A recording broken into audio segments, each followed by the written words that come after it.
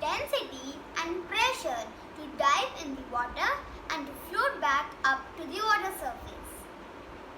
So let's learn from a small experiment that how do divers control their buoyancy while diving underwater.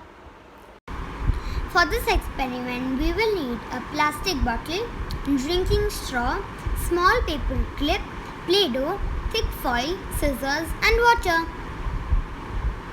You can make the diver as shown in the picture.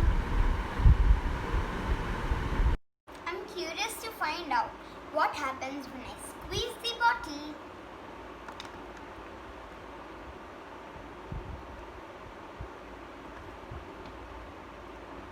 So as you guys saw, when I squeezed the bottle, the diver sinks into the water, and when I release the bottle, it again flows back up.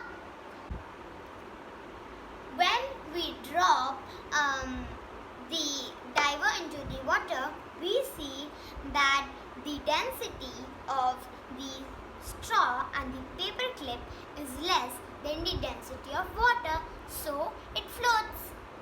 A small bubble of air gets trapped into the straw when you put the diver into the water. When you squeeze the bottle, the water is forced up into the straw and it compresses the air bubble present in the straw. As air bubble in the straw decreases in size, the density increases and it sinks.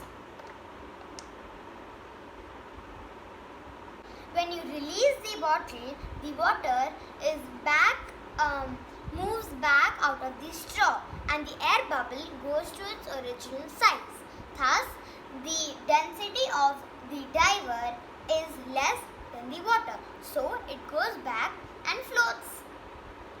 I hope you enjoyed this video and understood the concept of scuba diving very well.